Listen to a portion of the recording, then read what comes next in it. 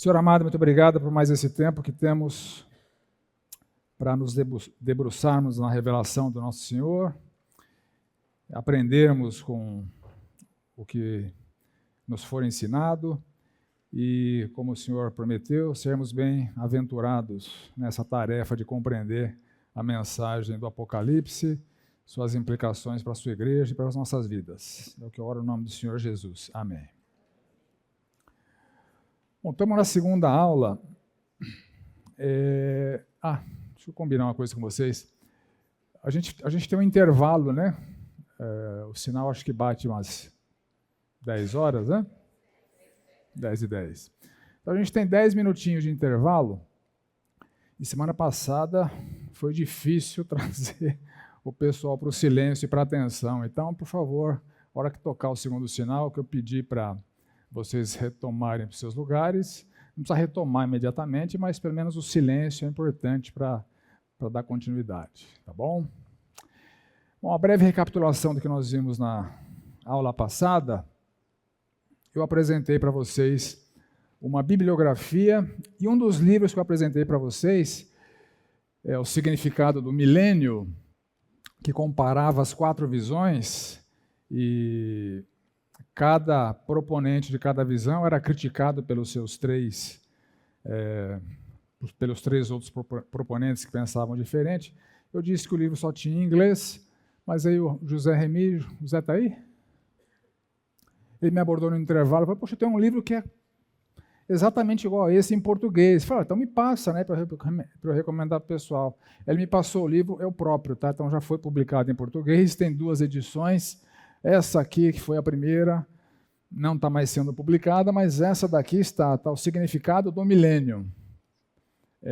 Vocês vejam que são os mesmos autores do livro que eu recomendei aqui, tá bom? Então, é uma editora que eu não conheço, mas o livro é aquele que eu li, que eu recomendei para vocês, tá?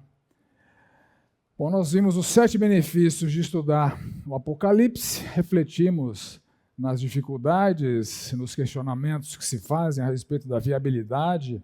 Muitos consideram um estudo infrutífero, improdutivo, mas não o Senhor Jesus. O Senhor Jesus promete bênçãos, né, para quem lê, para quem ouve, para quem fica atento às revelações do Apocalipse. Vimos 7 benefícios. Fizemos algumas considerações sobre como interpretar o Apocalipse, falei um pouquinho dos conceitos de hermenêutica e exegese, né? Só lembrando, hermenêutica está para uma receita de um prato, assim como a exegese está para a execução daquela receita do prato. Então, a hermenêutica define as metodologias, as ferramentas, regras para se interpretar a Bíblia, e na exegese você aplica a hermenêutica e faz a interpretação da Bíblia propriamente dita, né?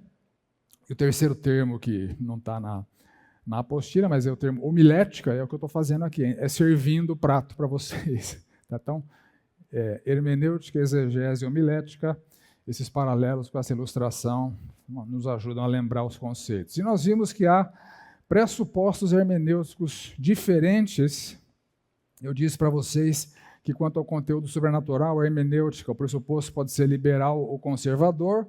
Liberal é aquela hermenêutica herege, que nega os milagres, que nega a ressurreição do Senhor Jesus Cristo, que nega o nascimento virginal, que nega toda a manifestação sobrenatural que está documentada na Bíblia, né? Quer dizer, uma exegese ruim, uma exegese demoníaca, né? A gente não quer ela.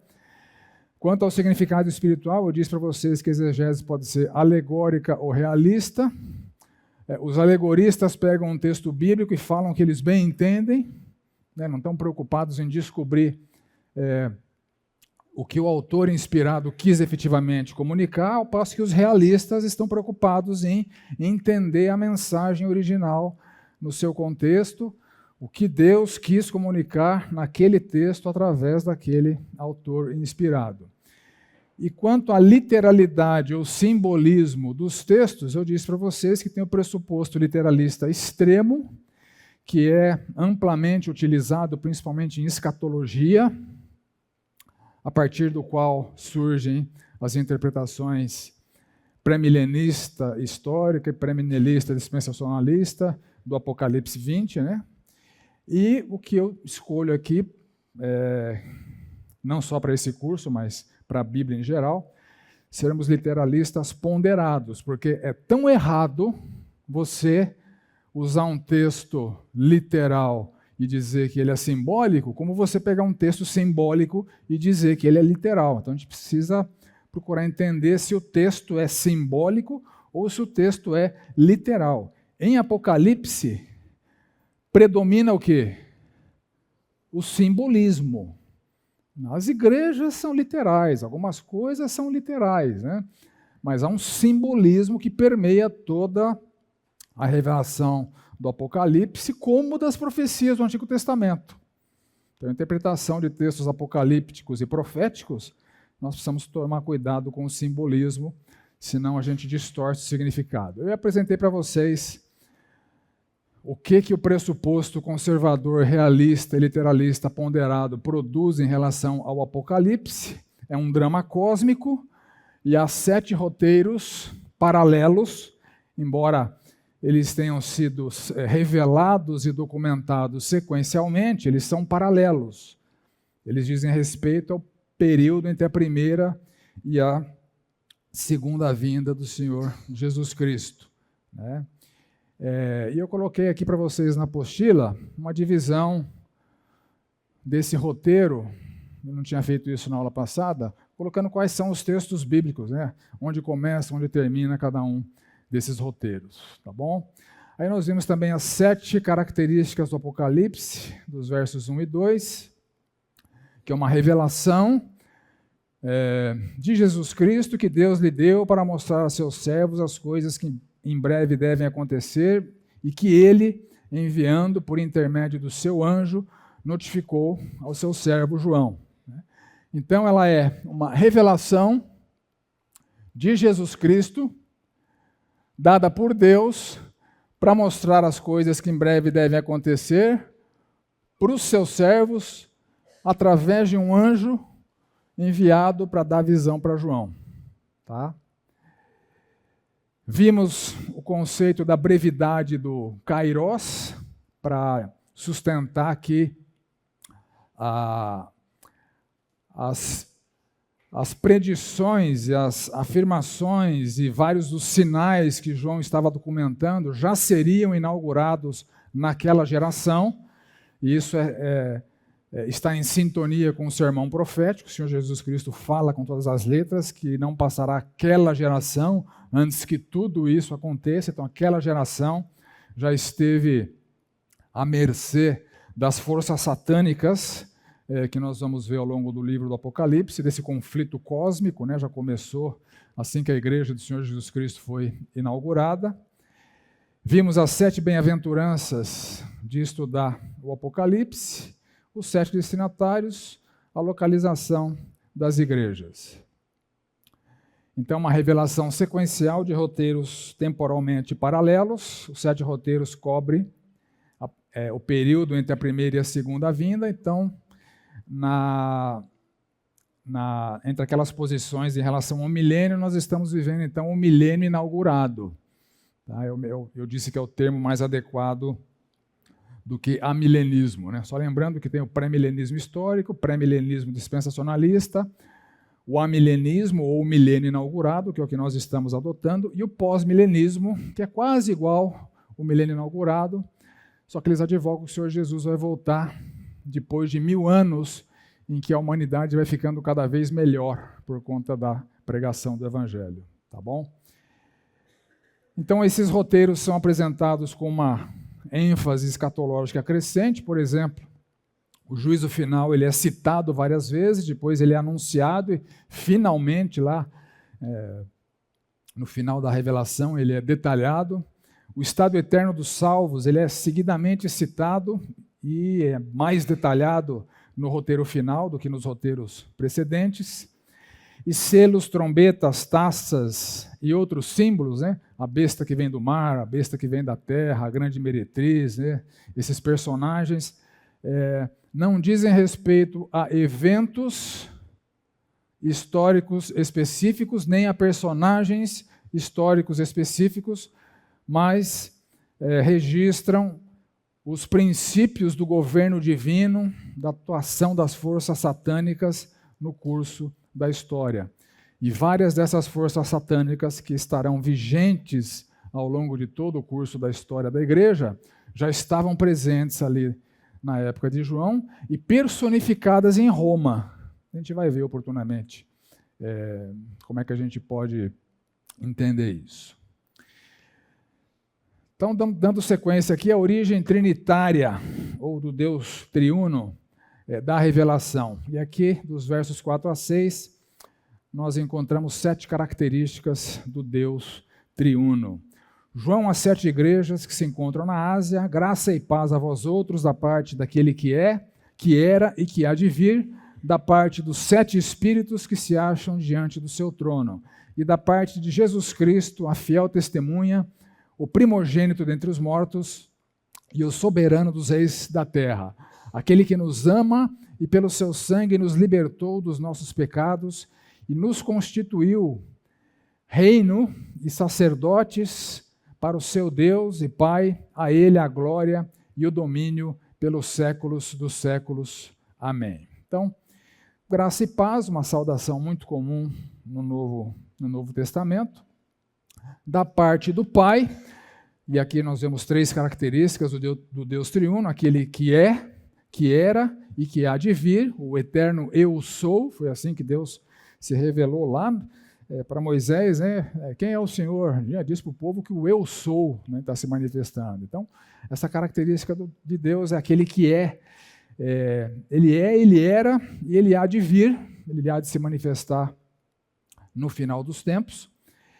Da parte do Espírito Santo, que aqui é apresentado como 7 espíritos, que é até estranho, né? Porque um Espírito Santo é apresentado como 7 espíritos? Porque é simbólico, né? Porque é simbólico e porque a palavra de Deus, por exemplo, em Isaías, apresenta 7 características do Espírito do Senhor, que fala o seguinte: repousará sobre ele o Espírito do Senhor. Primeira característica, o espírito de sabedoria, de inteligência, de conselho, de fortaleza, de conhecimento e de temor do Senhor. Então, talvez João está fazendo uma alusão,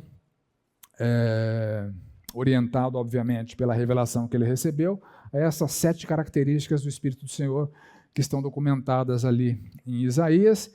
E 7, vocês já perceberam que é um número bem simbólico e presente no Apocalipse, né? Então são 7 espíritos, assim como são 7 candeeiros, 7 selos, 7 taças, 7 trombetas, 7 visões do conflito cósmico, as 7 últimas revelações.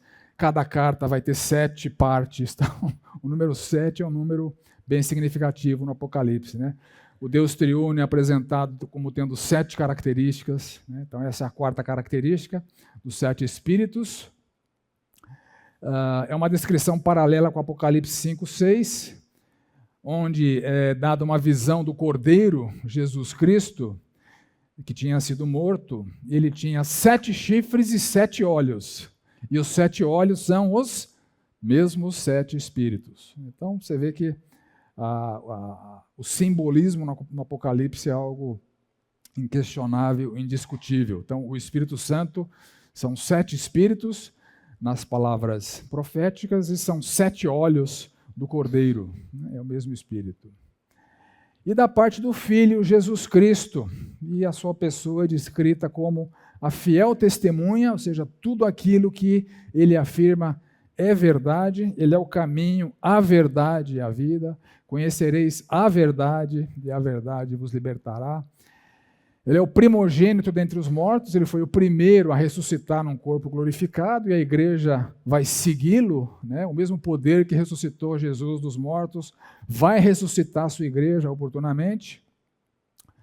O soberano dos reis da terra, ou seja, a maior autoridade sobre as maiores autoridades sobre a terra, ele já é rei, ele já reina, sua autoridade já é superior a qualquer autoridade terrena. Isso é inegável, independente da visão escatológica que alguém possa advogar. E o texto descreve o amor salvador do Senhor Jesus Cristo, que eu queria destacar para vocês aqui. Aquele que nos ama, Aqui o texto, o pronome, o nos ama, se refere à igreja, mas a Bíblia fala que Jesus não ama só a igreja, Deus não ama só a igreja, Deus ama o mundo todo, né? Isso é muito claro em vários textos, o mais famoso talvez no Novo Testamento. Deus amou ao mundo, Deus ama o mundo, isso é inegável, e pelo seu sangue nos libertou, ou em algumas traduções, nos lavou dos nossos pecados, uma menção à salvação, à expiação que o Senhor Jesus Cristo revelou.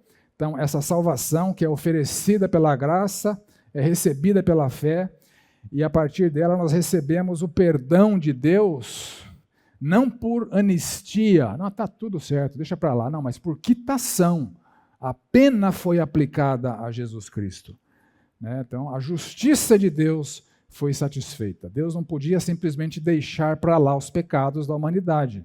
Eles foram punidos no Senhor Jesus Cristo, de maneira que todo aquele que nele crê não terá os seus pecados punidos no inferno, porque eles já foram punidos por Deus na cruz. E essa salvação, que é mencionada aqui, que libertou, lavou a igreja dos pecados, é uma salvação oferecida, disponibilizada a todo o mundo, né? Vários textos deixam isso muito claro. Eis o Cordeiro de Deus que tira o pecado do mundo. O sangue de Cristo é suficiente para tirar o pecado do mundo inteiro. Qualquer pecado pode ser perdoado, qualquer pessoa pode ser perdoada, embora a eficácia da salvação esteja vinculada, relacionada à resposta de fé que o homem dá. Mas o fato é que a salvação está disponível para o mundo. Ele é a propiciação pelos nossos pecados, e não somente pelos nossos próprios, mas ainda pelos do mundo inteiro. Então, Jesus morreu pelo mundo inteiro, qualquer pessoa pode ser salva.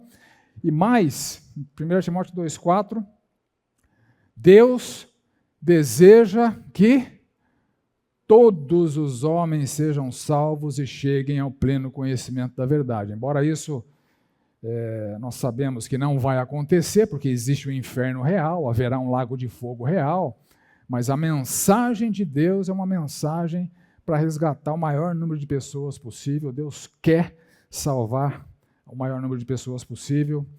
Ele se empenha por isso, através do Senhor Jesus Cristo, através do Espírito Santo, através da sua igreja. E embora o clímax desse drama cósmico do Apocalipse seja a vitória final do Cordeiro sobre as forças do mal e o estabelecimento do estado eterno, a moral da história do Apocalipse, eu diria que está no capítulo 22, verso 17, que fala o seguinte: o Espírito e a noiva dizem, vem. Um chamado à humanidade.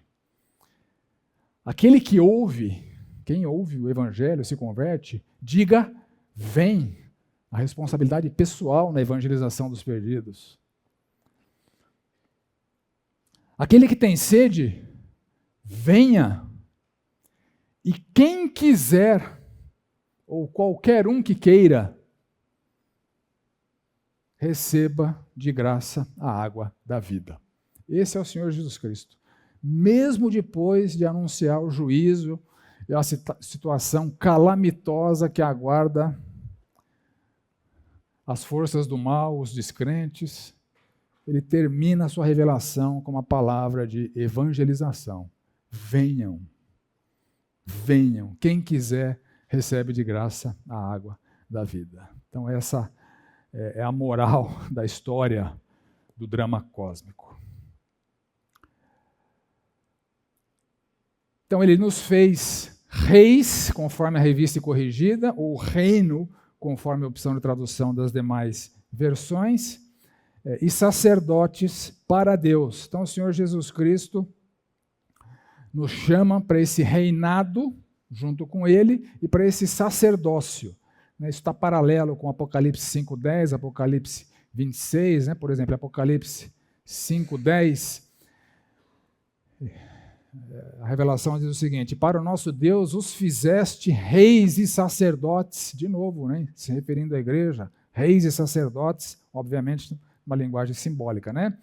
E bem-aventurado e santo aquele que tem parte na primeira ressurreição. Sobre esses não tem poder a segunda morte, mas serão sacerdotes de Deus e de Cristo e reinarão com ele os 1000 anos. Então é a missão, a vocação da igreja, que tem uma mensagem de autoridade para esse mundo caído. Sua função de autoridade é análoga ao reinado do Senhor Jesus Cristo. E o sacerdócio do Senhor Jesus Cristo é expresso através da igreja, que comunica que ele morreu pelos pecados do mundo e quem tiver fé nesse fato pode ser salvo. Então, essa linguagem simbólica de sermos reis e sacerdotes simboliza a autoridade da igreja no mundo caído como representante de Deus e do sacerdócio, como representantes do reino de Cristo e do sacerdócio de Cristo. Esse é o papel da igreja, representar o sacerdócio e o reino do Senhor Jesus Cristo. Então ele manifesta o seu reino e seu reinado através da sua igreja. Esse reino foi inaugurado. Em Mateus 12, o Senhor Jesus Cristo fala: é chegado o reino de Deus sobre vós. Então, durante o período de encarnação do Senhor Jesus Cristo, esse reino que sempre existiu e sempre existirá, é o reino de Deus, é o domínio de Deus sobre todas as coisas. Esse reino, através do Senhor Jesus Cristo, foi implementado na terra. As influências desse reino, mediante Jesus Cristo, através do ministério da igreja, deve acontecer na terra. Então, esse reino está inaugurado. Não é um reino desse mundo. O Senhor Jesus disse com todas as letras: meu reino não é deste mundo. E o Senhor Jesus Cristo fala que esse reino ele é invisível e interior. Em Lucas 17 ele fala: não dirão sobre o reino, ei-lo aqui ou lá está, porque o reino de Deus está dentro de vós, né? Representando essa influência de transformação do reino de Deus. E essa influência que a igreja tem que operar no mundo, convertendo as pessoas e transportando as pessoas para o reino do Senhor Jesus Cristo, né? Conforme o texto de Colossenses, ele nos libertou do poder das trevas e nos transportou para o reino já inaugurado, já vigente, já presente, representado através do seu povo. E esse seu povo, ele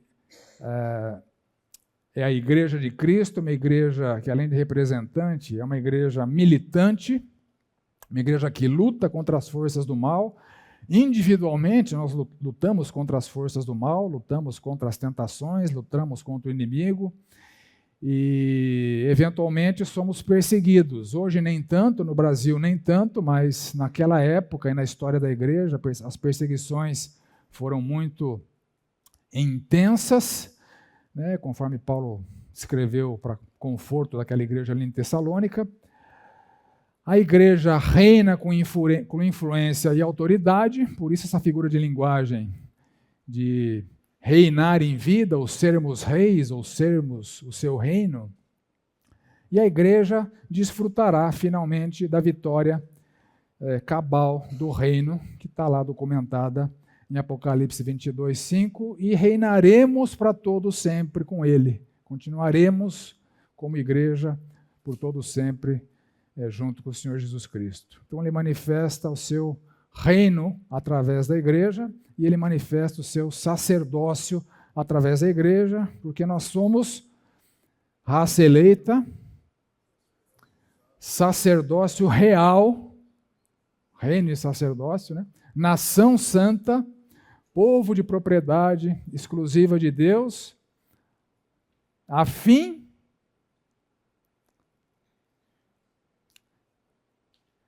de anunciar as virtudes daquele que nos chamou das suas trevas para a sua maravilhosa luz.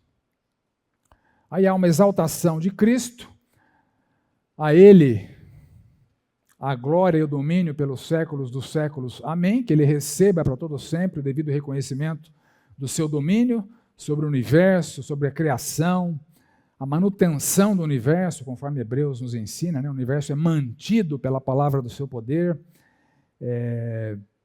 a libertação da natureza, né? Que Paulo fala ali em Romanos 8, que ela será liberta do cativeiro da corrupção ou do mau uso do pecado, E essa libertação se dará através de uma destruição e uma recriação, porque haverá novos céus e nova terra, porque este universo, na linguagem neotestamentária de Pedro, no capítulo 3, ele fala o seguinte: o dia do Senhor, quando acontecer, os céus passarão com estrepioso estrondo, os elementos se desfarão abrasados, a terra e as obras que nela existem serão atingidas, visto que todas as coisas hão de ser assim desfeitas, deveis ser tais como os que vivem em santo procedimento e piedade. Então, a expectativa desse cataclisma final deve nos remeter a uma vida de piedade, esperando e apressando a vinda do dia de Deus, por causa do qual os céus incendiados serão desfeitos e os elementos abrasados se derreterão. É o cataclisma final. Essa criação, tal como nós a conhecemos, será destruída, aniquilada, e haverá novos céus e nova terra nos quais habita a justiça. Então, isso retrata todo o poder do Senhor Jesus Cristo, o domínio sobre o universo. A Bíblia também fala do domínio do Senhor Jesus Cristo sobre as hostes espirituais, fiéis ou caídas. A gente vê nos evangelhos que os demônios, diante do Senhor Jesus Cristo, se sujeitavam aterrorizados. Sobre a humanidade, obviamente, né? Em Apocalipse vai dizer que ele tem as chaves da morte e do inferno. Né? Então, o destino eterno da humanidade será definido em função do seu domínio sobre a humanidade, da sua resposta ao chamado do soberano para que venham e o recebam. E sobre a igreja, salvando, santificando, provendo as nossas necessidades e nos dando a segurança eterna. Então, o reconhecimento do seu domínio tem que estar em nossos lábios constantemente. O seu poder consumará todos os seus intentos até a consumação dos séculos. Tudo que está revelado aqui no Apocalipse vai acontecer até que ele venha, por isso que nós somos chamados a esse senso de urgência. E, de novo, a chave para interpretar a parousia de Cristo, a volta de Cristo, e o Apocalipse, e qualquer texto apocalíptico ou profético, é Mateus 24, 36. A respeito daquele dia ou hora, ninguém sabe. Os anjos não sabem. O Filho não sabe. O Senhor Jesus, enquanto encarnado, não sabia. Ninguém sabe. Então, o Apocalipse não é um conjunto de pistas proféticas para nós sabermos quando. Mas, conforme Mateus 25, 13, nós temos que vigiar. Por quê? Porque vocês não sabem nem o dia nem a hora. Então, o chamado à vigilância é constante. Qualquer atividade especulativa sobre a proximidade, ela é fajuta, porque ninguém sabe. Por isso que nós temos que estar vigilantes sempre. Pode ser hoje, pode ser amanhã. E tem sido assim desde que a revelação foi dada.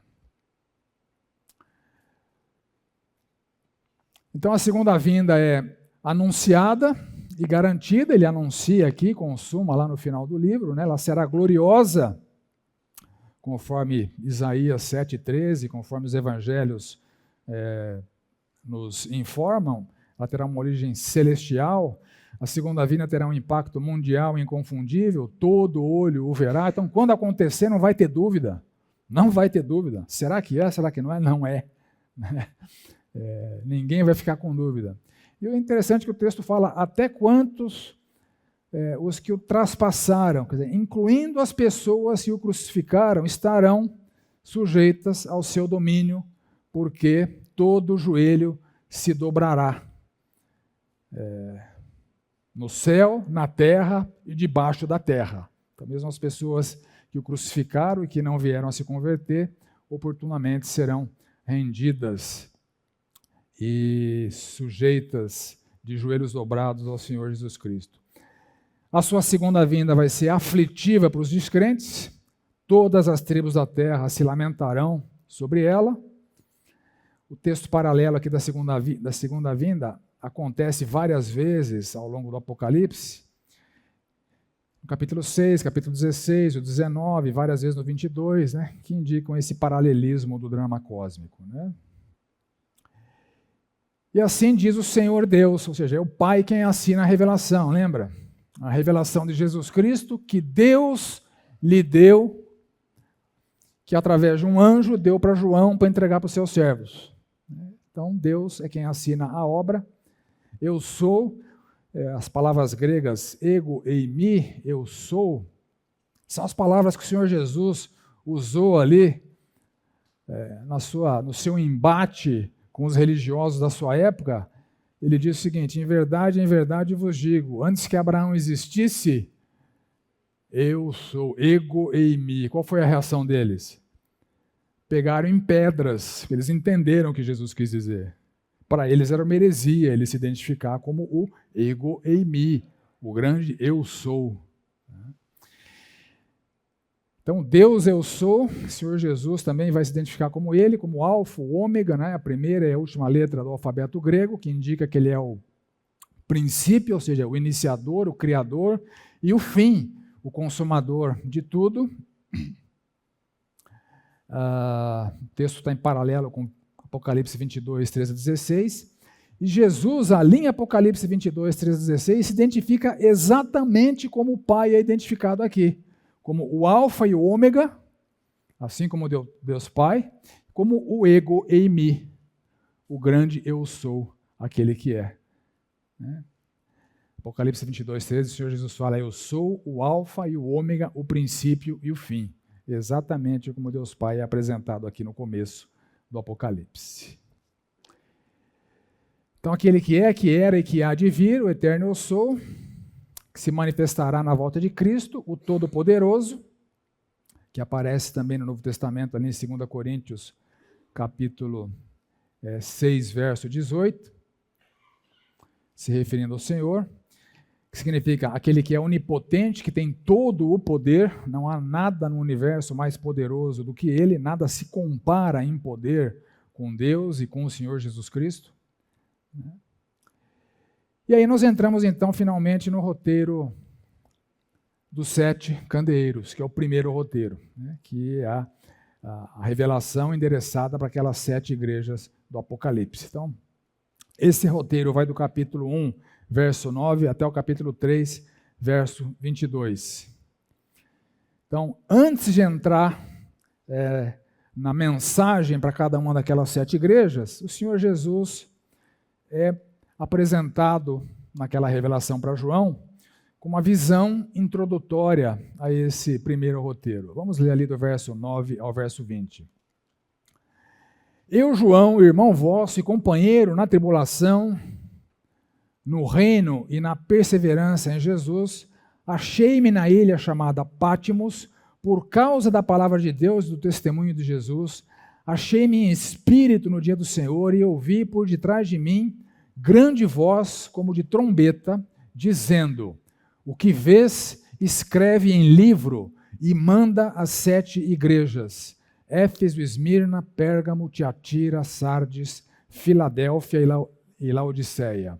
Voltei-me para ver quem falava comigo, e voltado vi 7 candeeiros de ouro, e no meio dos candeeiros um semelhante a filho de homem, com vestes talares e cingido à altura do peito com uma cinta de ouro. A sua cabeça e cabelos eram brancos como a alva-lã, como a neve, os olhos como chama de fogo, os pés semelhantes ao bronze polido, como que refinado numa fornalha, a voz como voz de muitas águas. Tinha na mão direita 7 estrelas, e da boca saía-lhe uma afiada espada de 2 gumes. O seu rosto brilhava como o sol na sua força. Quando vi, caí a seus pés como morto. Porém, ele pôs sobre mim a mão direita, dizendo: não temas, eu sou o primeiro e o último, aquele que vive. Estive morto, mas eis que estou vivo pelos séculos dos séculos, e tenho as chaves da morte e do inferno. Escreve, pois, as coisas que viste, e as que são, e as que hão de acontecer depois destas. Quanto ao mistério das 7 estrelas que viste na minha mão direita, e aos 7 candelabros de ouro, as 7 estrelas são os anjos das 7 igrejas, e os 7 candelabros ou candeeiros são as 7 igrejas. Então aqui tem uma descrição do Senhor Jesus Cristo, e antes dela o apóstolo João, na introdução do livro, ele se dirige àquelas igrejas como irmão vosso, né? Uma identificação humilde com seus destinatários, companheiro na tribulação, no reino e na perseverança em Jesus. Assim como aquela igreja, João estava sendo tribulado, perseguido por causa do reino e estava perseverando em Jesus, como aquelas 7 igrejas. Então ele era igualmente sofredor por causa de Cristo, súdito do mesmo rei, resistindo às perseguições, igual aqueles irmãos. João estava na ilha de Pátimos por causa da palavra de Deus. Então ele foi capturado e enviado para aquela ilha, que era uma prisão, né, para ser exilado, para não proclamar, para não subverter mais pessoas, para que não pregasse mais a sua mensagem lá subversiva, né, por causa da palavra e do testemunho de Jesus, que Roma não queria que fosse difundido, divulgado. O imperador, o Constantino, já havia decretado que o cristianismo era ilícito, era ilegal ser cristão. Então a igreja tinha que se reunir clandestinamente e podia ser delatada, e se fosse delatada seria abordada, presa, né, pelas autoridades romanas. E os cristãos se negavam a adorar o imperador como Deus, como era a lei. Por isso que a mensagem de João era uma mensagem subversiva. João estava em espírito, ou seja, num êxtase, né, um tipo de êxtase, né? Inicialmente ele só ouviu uma forte voz, como uma trombeta por trás. Era um domingo, dia do Senhor, dia da ressurreição do Senhor. Aí o Senhor Jesus fala, o que vês? Logo a revelação passaria do nível audível para visões, né? O que vês, escreve em livro. Então João tinha que documentar tudo.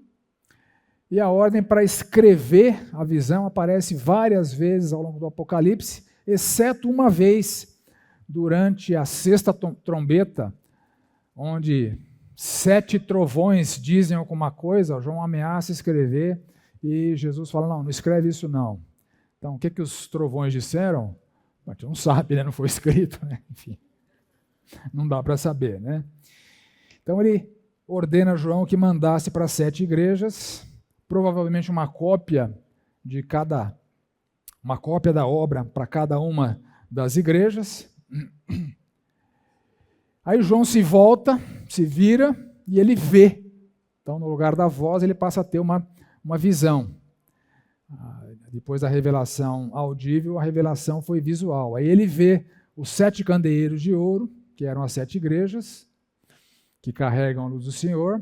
Jesus no meio dos candeeiros, é uma descrição semelhante à descrição que a gente vê em Daniel 10. Aliás, muitas das visões que João tem são visões parecidas com visões que os profetas tinham tido no Antigo Testamento, né? Ele vê 7 estrelas na mão direita daquela figura que ele estava tendo a visão. Então, alguém representou aquela visão dessa maneira. Ao longo das aulas, eu vou tentar mostrar, né, uma representação visual para a gente ter ideia, né, do que João viu, né? Algumas vão ser assustadoras, né? Então tira as crianças da sala. Mas essa visão é aquilo que está descrito ali. Ele vê Jesus, similar à visão de Daniel 10, estava entre os 7 candeeiros, uma visão como um filho do homem, que é uma referência feita ali em Daniel 7, a Jesus Cristo, com vestes talares ou longas até os pés, com um cinto de ouro no peito, não na cintura, né, como era de costume, mas no peito. A cabeça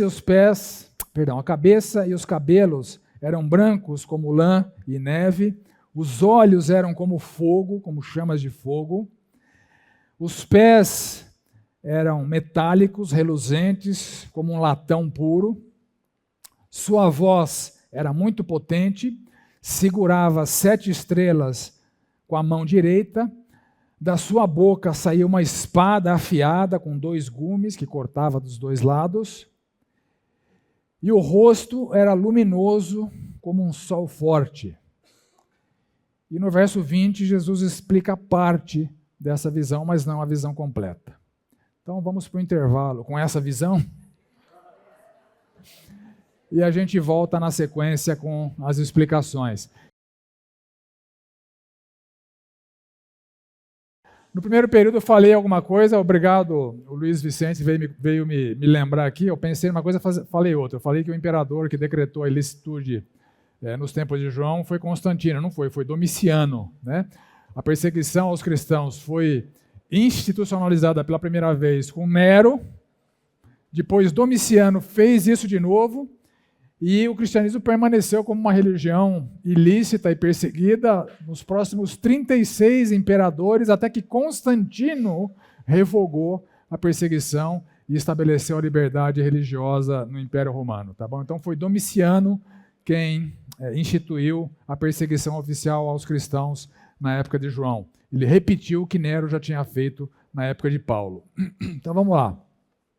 Bom, a reação de João a essa visão, uma visão terrível, né, como estava representada ali, assustadora, né, ele cai a seus pés como morto, assombrado, né, em reverência, e Jesus reage carinhosamente, coloca sobre ele a mão direita, a mesma mão que segurava as 7 estrelas, um toque tranquilizador, carinhoso, e Jesus fala, não temas, é difícil, né?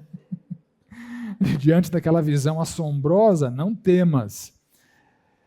Eu sou o primeiro e o último, né, o ego eimi, o título divino, idem ao Pai, o que vive e fui morto, venci a morte, estou vivo para todo sempre, amém. Consumi a redenção, sou a esperança da igreja. E Jesus fala, tenho as chaves da morte e do inferno.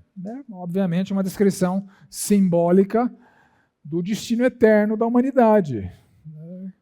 Quem entra ou sai dali, quem permanece ou não na morte, ou quem entra no inferno e não sai mais, depende do Senhor Jesus Cristo. Escreve, né, o que ele viu, ele escreveu com aquelas palavras, né?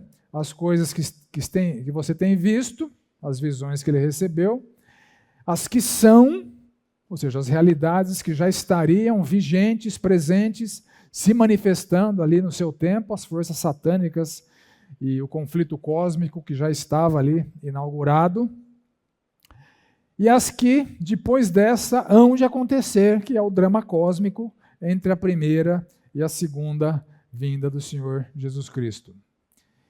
E Jesus explica parte da visão inicial. Jesus não se preocupa em explicar toda a visão. Jesus fala que o mistério das 7 estrelas, o Senhor Jesus reforça o caráter intencionalmente simbólico da linguagem profética empregada no Apocalipse. As 7 estrelas são 7 anjos da igreja. Aparentemente a explicação não ajuda muito, né? Porque 7 anjos, a igreja tem anjo agora, a gente vai ver o que anjo significa, a gente vai entender o que deve significar. A palavra anjo é uma palavra grega que é usada para se referir aos seres espirituais, angelicais, né, que Deus criou. Eles são mensageiros de Deus. Literalmente, anjo em grego é mensageiro.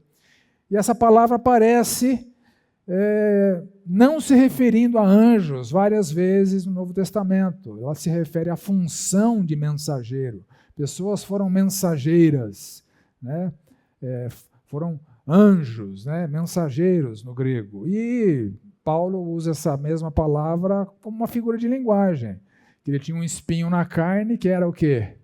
Mensageiro de Satanás. É uma tentação que Paulo enfrentava, que a gente não sabe exatamente o que era, né?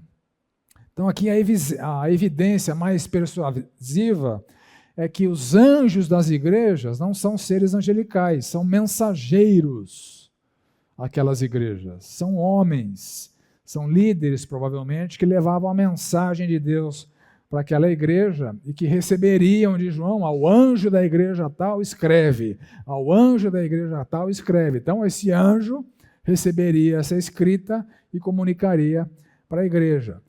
Porque naquele esquema inicial do Apocalipse, não cabe mais anjo aqui, percebe? É a revelação de Jesus Cristo que Deus deu a Jesus Cristo através do seu anjo a João e aos seus servos. Então não tem, entre João e as igrejas, não cabe mais anjo ali. Então os anjos aqui são mensageiros, são pessoas das igrejas que teriam essa função de levar a mensagem que João estava endereçando para elas. E Jesus fala que os 7 candeeiros são as 7 igrejas, e só. Então Jesus não explica as vestes compridas, o cinto, a cabeça, os pés brancos, os olhos de fogo, os pés como latão, a voz como muitas águas, a espada que saía da sua boca de 2 gumes, o rosto brilhante.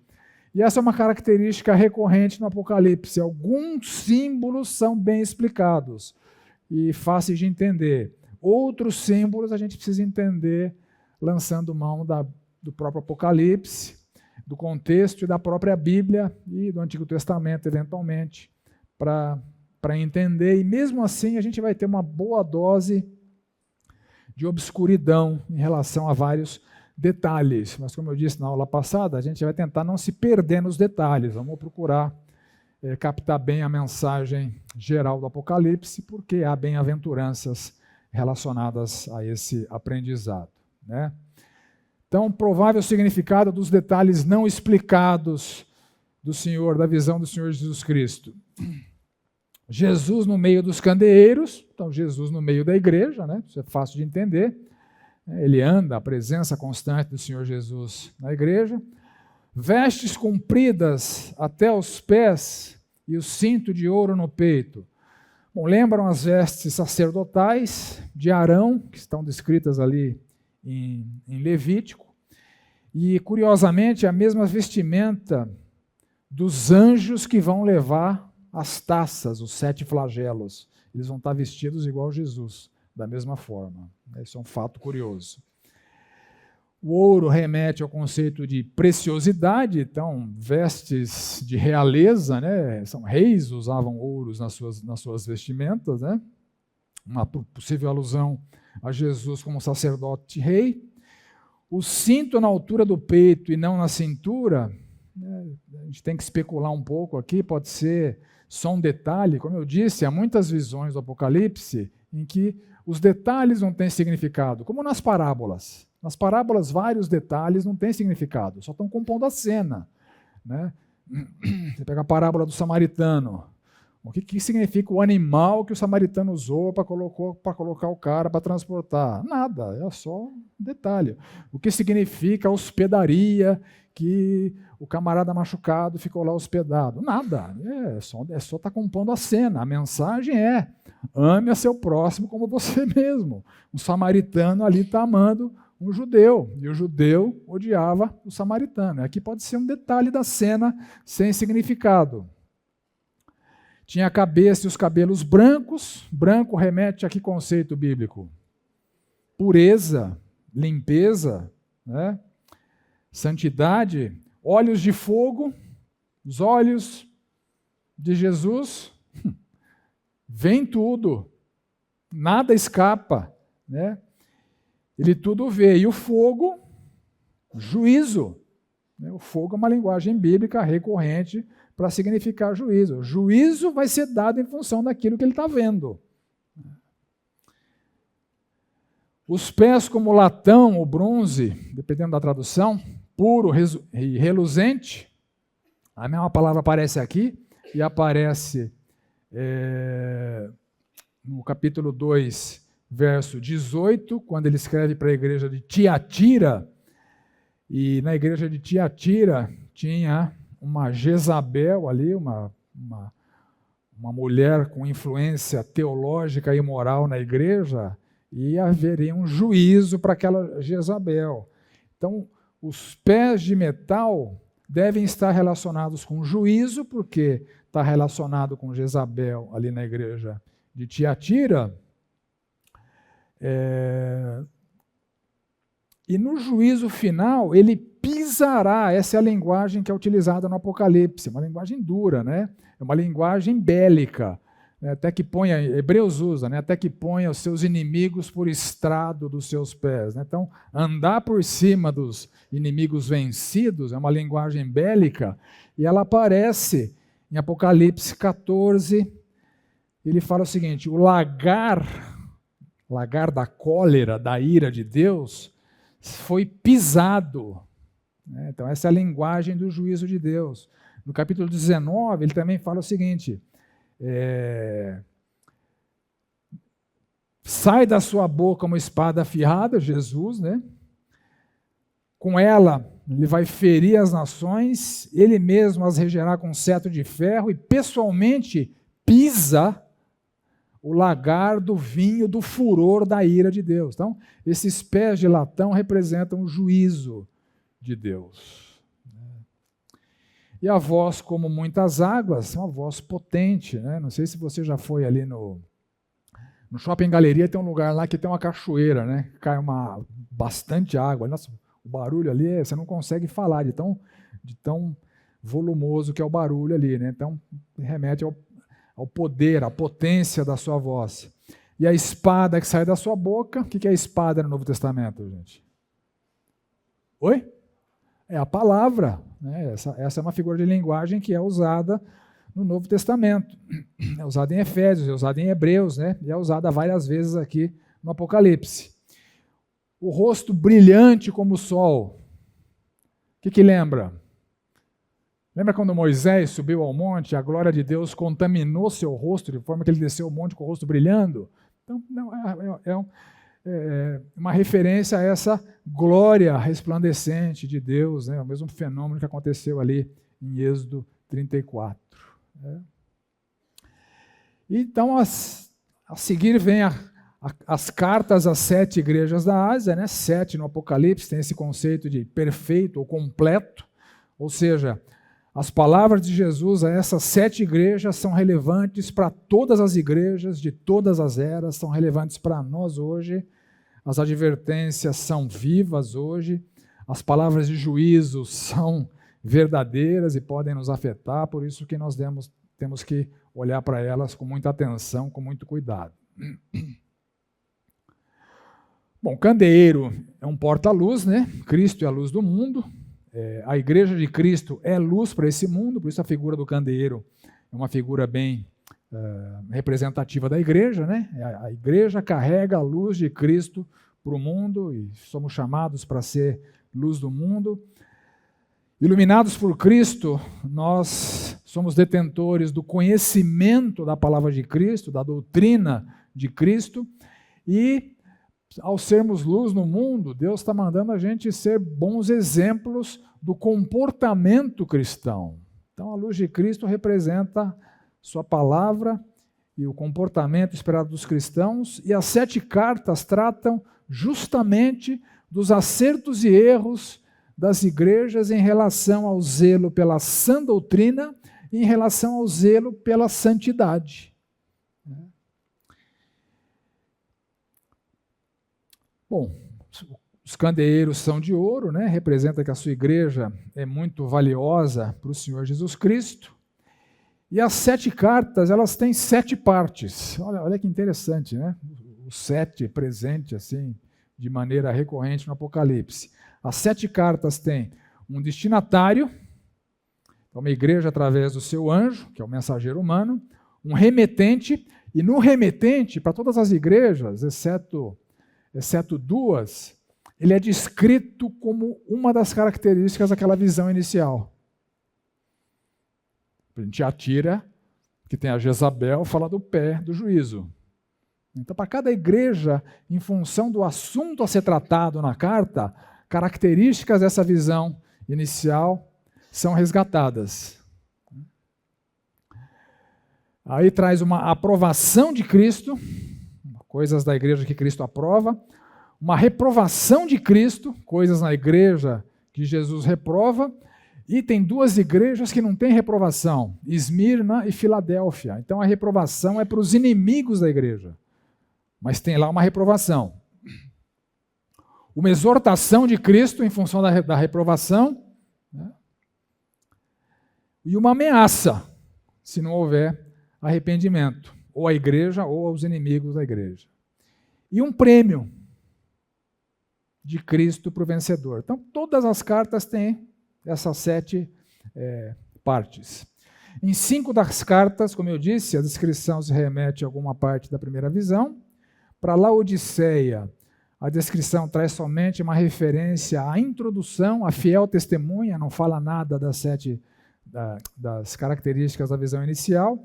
E Filadélfia, a descrição de Jesus não faz nenhuma referência nem à visão que João teve, nem à descrição original do Senhor Jesus Cristo. A gente não sabe por quê. Tem só um detalhe, Filadélfia era uma igreja muito elogiada pelo Senhor Jesus Cristo, e das 7 igrejas foi a igreja mais longeva. A igreja de Filadélfia perdurou até o século XIV, quando foi finalmente destruída junto com a cidade, quando os otomanos chegaram lá e acabaram com tudo. Mas, uma igreja fiel e longeva. E nas 7 cartas, a descrição do remetente tem a ver com o conteúdo da carta. Então vamos lá, começando por Éfeso. Primeira carta endereçada a Éfeso, né? Então, 7 cartas: Éfeso, Esmirna, Pérgamo, Tiatira, Sardes, Filadélfia, Laodiceia. Esmirna e Filadélfia, as melhores igrejas, as outras igrejas com problemas muito sérios. Vou falar rapidamente da cidade de Éfeso, né? Como curiosidade histórica. Aí. A cidade, aqui são ruínas, né? Ruínas e representações do que deveriam ser, né? As ruínas. Aqui tem o grande teatro de Éfeso, né? No qual estima-se que cabia 25 mil pessoas. Cabia mais gente lá do que no Campo da Ponte, Paulo. E aqui as ruínas do templo de Artemis, né, que aparece em Atos, né, Artemis ou a Diana dos Efésios. Né, Artemis era o nome grego para essa deusa. Artemis era o nome romano para a deusa grega Diana. Então, embora Pérgamo fosse a capital, Éfeso era uma cidade muito importante, a mais importante da Ásia Menor. Era um importante centro comercial, cidade portuária, conectava rotas marítimas e terrestres, né, de comércio. Era uma junção estratégica de 4 das mais importantes estradas romanas da Ásia. A população chegou a 500 mil pessoas, o teatro acomodava 25 mil. Os seus jogos de atletismo rivalizavam com os jogos de Atenas. Era famosa pelo templo de Artemis, né, ou Diana, e uma das 7 maravilhas do mundo antigo. O templo de Artemis era um ponto de referência para o mundo todo. A adoração a Artemis trazia muito dinheiro às pessoas que estavam envolvidas com o comércio relacionado ao templo, né? A gente vê em Atos 19 isso sendo retratado ali. E muitos sacerdotes coordenavam os cultos a essa deusa, que envolvia sexo com prostitutas, músicas, danças e adoração histérica, né? Esse era o culto a essa deusa Diana. Então a cidade era conhecida por sua imoralidade, por conta da adoração imoral que acontecia no culto e por conta dos comerciantes que vinham de longe e chegavam ali atrás de mulher, enfim. E a cidade era marcada por essa imoralidade. A igreja em Éfeso começou com o evangelho chegando ali através de Paulo, passou pouco tempo ali em Éfeso, pregando nas sinagogas. No fim da sua segunda viagem missionária, ele deixou ali Priscila e Áquila. Apolo, um judeu de Alexandria, chegou também ali em Éfeso pregando, né? A gente vê isso lá no capítulo 18, só que a pregação inicial de Apolo era uma pregação que era falha, incompleta, porque ele só conhecia o batismo de João. Então a pregação de Apolo produzia pessoas arrependidas, mas não pessoas salvas. Por isso que o Espírito Santo não havia descido em Éfeso e só desceu quando Paulo chegou depois ali, né? Então, na terceira viagem missionária, Paulo retorna a Éfeso, encontra o resultado da pregação deficiente do Apolo, e Paulo prega ali por 3 meses a judeus das sinagogas, alguns se tornam opositores a Paulo, e depois Paulo leva os judeus convertidos a uma escola ali de um local chamado Tirano, onde Paulo passa 2 anos investindo naqueles obras, naquela igreja. Então, uma igreja que recebeu um investimento pesado do apóstolo Paulo. E foi através de Éfeso que o evangelho chegou na Ásia Menor e se espalhou pelas outras cidades. Então, era um incômodo aos que lucravam com a adoração de Artemis, você vê isso lá em Atos 19. E durante a sua volta para Jerusalém, Paulo não vai até Éfeso, ele para ali em Mileto, mas manda chamar a liderança de Éfeso e tem uma despedida comovente daquela liderança. E naquela despedida, Paulo fala, em primeiro lugar, que eles não veriam mais Paulo, né? Paulo provavelmente sabia que dali ele iria para o cativeiro em Roma. Paulo se declara limpo do sangue de todos, por causa do seu esforço na pregação ali. Paulo recomenda que esses líderes cuidassem de si mesmos e cuidassem do rebanho de Deus. Paulo profetiza que falsos mestres viriam de fora e falsos mestres apareceriam de dentro da própria igreja. E a tradição cristã, alguns escritos dos pais da igreja, nos conta que muitos anos mais tarde, o apóstolo João passou boa parte do seu tempo investindo ali nas igrejas da Ásia, especialmente em Éfeso, e é de Éfeso que João escreve o Evangelho de João e as epístolas. Então, a carta para a igreja, destinatário ao anjo da igreja em Éfeso, como eu disse, um mensageiro humano e não um ser angelical, conforme o esquema de revelação que está lá no Apocalipse 1, o anjo adicional não cabe no esquema, né? O remetente, aquele que conserva na mão direita as 7 estrelas e que anda no meio dos 7 candeeiros. Então, as 7 estrelas são os 7 mensageiros e os 7 candeeiros são as 7 igrejas. Então, essa descrição de Jesus está relacionada com a ameaça que ele faz a Éfeso e ao prêmio que ele promete para Éfeso. Né? Fique atento que você vai perceber isso. Então Jesus apresenta uma aprovação para a igreja, conheço as suas obras, nada passa desapercebido para o Senhor Jesus Cristo.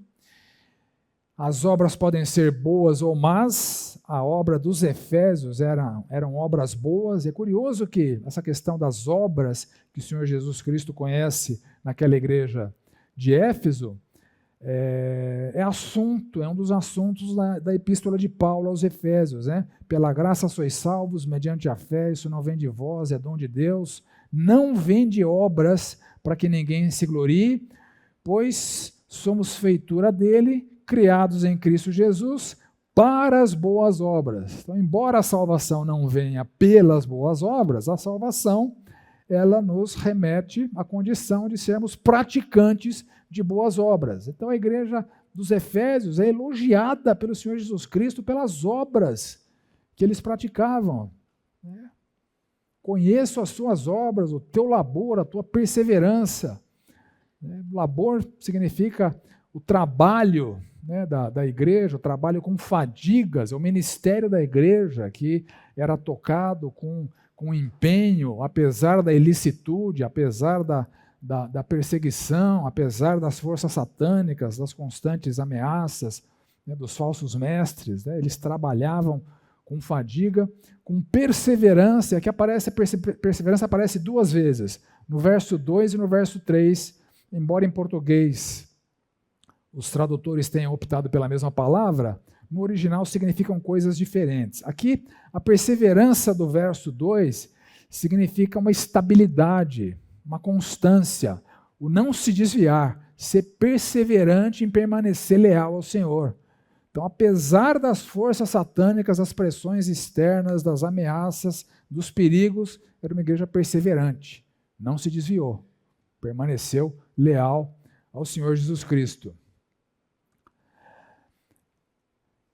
Mais sobre a aprovação, vocês não podem suportar os maus. Então, havia pessoas que o Senhor Jesus Cristo classificava como pessoas más, e os efésios não suportavam essas pessoas más que não praticavam as boas obras, pessoas más que praticavam más obras. Então, era uma igreja que tinha um padrão elevado de integridade e que não toleravam más obras, não toleravam as pessoas más. Possivelmente praticavam a disciplina eclesiástica. E que puseste à prova os falsos apóstolos. Lembra que Paulo, quando chamou a liderança lá de Éfeso, disse que ia acontecer?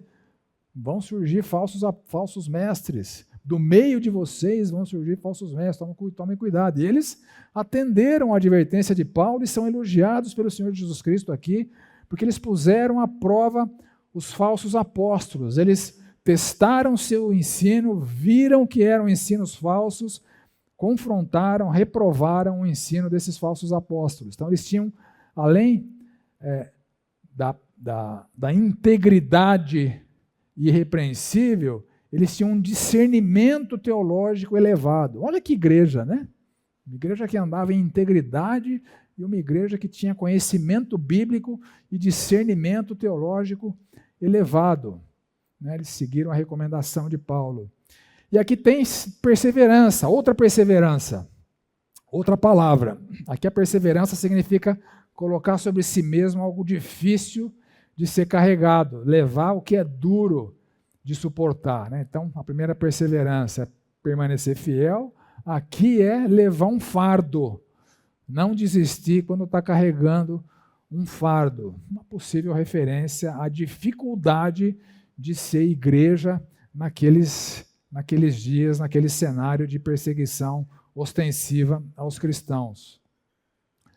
Suportastes provas por causa do meu nome e não te deixaste esmorecer. Possivelmente, as provas aqui dizem respeito ao sofrimento que foi imposto a muitas pessoas daquela igreja por causa de Jesus Cristo. As perseguições que eles sofriam, os cárceres, os açoites, enfim. Eles não ficavam desanimados ou enfraquecidos, apesar das provas, dos sofrimentos. E o Senhor Jesus fala que eles odiavam as obras dos nicolaítas, que eu também odeio. Então, quem são esses nicolaítas? Então, a gente não tem uma explicação bíblica para os nicolaítas. Alguns comentários você vê essa suposição que Nicolau significa no grego a junção de 2 palavras gregas, uma que significa vitória sobre, outra que significa povo, aqueles que dominavam o povo. Alguns comentaristas dizem que era o clero profissional da época, mas há escritos do Irineu de Lyon, que viveu pouco depois ali, a partir do ano 130 até o ano 202, e esses escritos, eles existem até hoje, estão documentados nesse site aqui, eu vou deixar na apostila para você, se você quiser ler o que Ireneu escreveu, eu estou citando aqui, você vai lá nesse site, ccel.org, é um site que cataloga escritos cristãos antigos, tem muita coisa boa lá. E esse texto de Irineu, que é uma epístola que Irineu escreve contra as heresias, no capítulo 26, Irineu fala que Nicolau era o diácono de Atos, um dos diáconos que foram instituídos ali pelos apóstolos em Atos, que se desviou. Aquele apóstolo Nicolau que aparece na lista dos diáconos de Atos, segundo Irineu, ele se desviou e se tornou um herege, uma má teologia e uma má ética cristã. Então eles odiavam as obras dos nicolaítas, possivelmente dos seguidores do diácono desviado, né? E assim como o Senhor odiava. Então, esses mesmos nicolaítas odiados pelos efésios, eles eram aceitos em Pérgamo. Os nicolaítas vão aparecer de novo ali em Pérgamo, na reprovação do Senhor Jesus Cristo. Aí vem a reprovação, para uma igreja aparentemente perfeita, né? Perseverante, não se desviou em fidelidade, perseverante, carregando um fardo difícil de ser carregado, conhecimento teológico lá em cima, ética cristã lá em cima, integridade, não toleravam más obras, identificavam os falsos apóstolos, combatiam os nicolaítas. O que falta numa igreja como essa? Amor. Abandonaste o seu primeiro amor. Um dia vocês foram uma igreja amorosa, vocês não são mais. Essa é a reprovação contra Éfeso. Olha que interessante, apesar da influência do apóstolo do amor que passou boa parte do seu ministério ali, João. Apesar da influência joanina, que escreveu tanto sobre o amor de Deus, Éfeso se desviou de uma que foi uma marca importante da igreja, o primeiro amor. Vocês um dia tinham tudo isso de bom e mais o amor. Hoje vocês têm tudo isso de bom menos o amor. Ministério, teologia, integridade, perseverança exemplares, mas sua ortodoxia era gelada. O amor a Deus, o amor aos irmãos e ao próximo havia esfriado, então eles se tornaram uma igreja funcional, mas mecânica, fria. Aí vem a exortação do Senhor.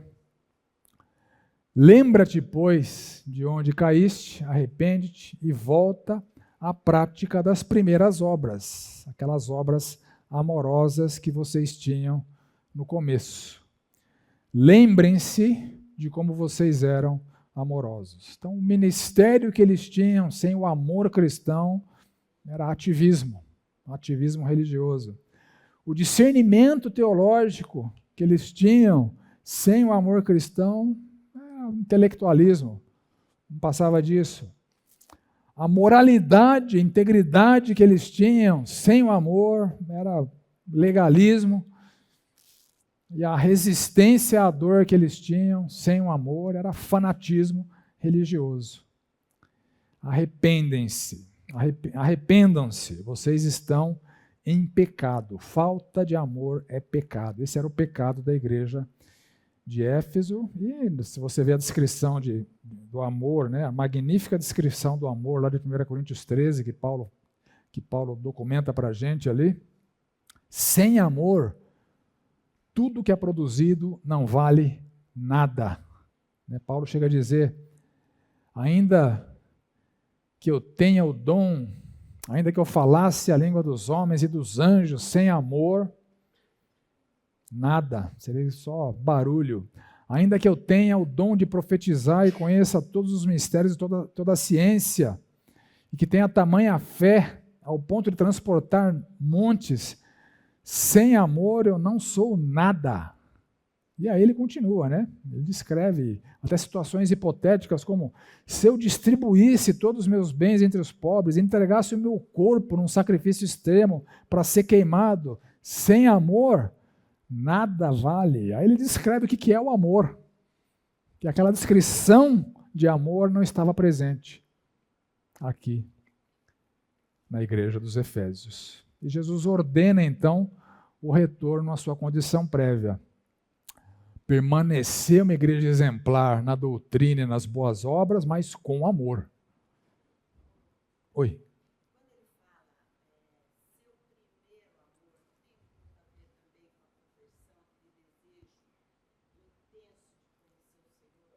Pode ser, Lu, mas como ele fala que era para retornar lá, então aquele amor precisa ser vivido hoje. Então não é só o amor que é sentido ao ser um recém-convertido, é um amor cristão que tem que ser presente em nossas vidas hoje também. Então é mais do que aquele primeiro amor da conversão. São boas obras de amor, a forma como a gente se relaciona com as pessoas, porque o amor é paciente, é benigno, não arde em ciúmes, não se ufana, não se ensoberbece, não se conduz inconvenientemente, não se exaspera, etc. Então, essas obras de amor que eles tinham, eles deveriam resgatá-las. Então, por isso que não é só o entusiasmo inicial com a conversão. São obras de amor que têm que estar presentes hoje, aqui, agora, na minha vida e na sua vida. Fazer o que é correto da forma correta. Aí Jesus ameaça: venham a ti, se vocês não resgatarem o amor, e moverei do teu lugar o teu candeeiro, se vocês não se arrependerem. Então é uma ameaça daquele que anda no meio dos candeeiros. Mover significa literalmente tirar, em outras traduções traz tirar. Eu vou arrancar o candeeiro de lá, vou tirar o candeeiro de lá, vou remover.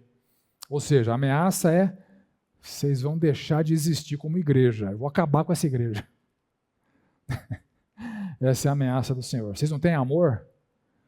Pode ter doutrina, pode ter santidade, para mim não interessa, eu vou acabar com essa igreja. Tudo isso sem amor, para mim não vale nada. Eu tiro vocês daí. Então o Senhor afirma que prefere que a igreja não exista do que exista de forma mecânica e funcional sem amor. Então, atualmente, lá não tem nem cidade nem igreja. Então, a ameaça do Senhor Jesus Cristo se cumpriu. Éfeso hoje é ruína só. Não tem nenhuma igreja cristã ali perto, né? Então, possivelmente, não houve arrependimento, o Senhor cumpriu com a sua ameaça. Mas o Senhor Jesus apresenta um prêmio, caso houvesse arrependimento. Quem tem ouvidos, ouça. Isso se repete em todas as cartas, né? Por isso que é válido para todo mundo de todas as eras, né? Ao vencedor, a vitória que é garantida por Cristo a todo crente. Então, crentes vencem falsos profetas, vencem o mundo, derrotam Satanás, tudo pelo poder de Jesus Cristo. Ao vencedor, serão recompensados no futuro. Dar-lhe-ei que se alimente da árvore da vida. Então, o Senhor Jesus promete a vitória sobre a morte, a ressurreição eterna.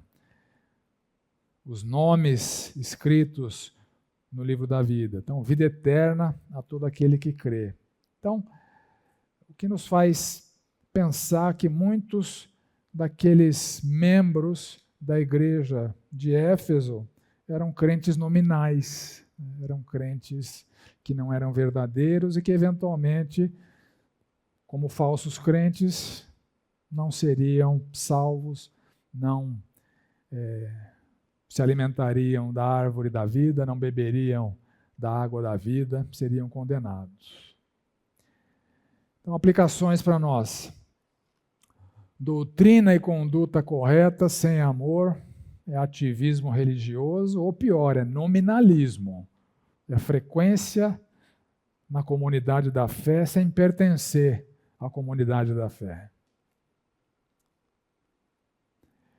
Zelo pelo amor é tão importante quanto o zelo pela santidade, quanto o zelo pela sã doutrina. O esfriamento do amor, nas palavras de Jesus, lembra-se onde você caiu, eles caíram. Esse esfriamento do amor pode e deve ser revertido. E é imperativo que a gente monitore esse parâmetro tão vital, tão nevrálgico que o Senhor Jesus apresenta em nossas próprias vidas. E em nossos ministérios. Quem está envolvido aqui com algum ministério da igreja? Então, lembra das palavras do Senhor Jesus Cristo aqui, né? Serviço à igreja sem amor é repugnante para o Senhor.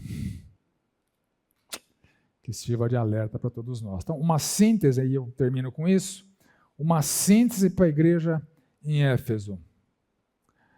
A igreja que parecia perfeita, mas porque não amava mais como antes, o Senhor preferia que não existisse.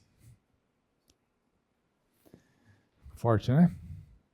Que Deus nos livre de nos assemelharmos a Éfeso nesse particular. Amém? Oremos. Senhor amado, obrigado por esse tempo, obrigado pelas advertências tão claras, pelo padrão tão nítido que o Senhor apresenta e espera de cada um de nós. Abençoa essa igreja, abençoa esses irmãos em Cristo, abençoa seus ministérios, os nossos ministérios, que o teu amor abunde em nossas vidas e seja derramado através de nós em todos aqueles que nos cercam, para que nós sejamos aprovados diante do Senhor. Nós oramos assim, em nome do Senhor Jesus. Amém.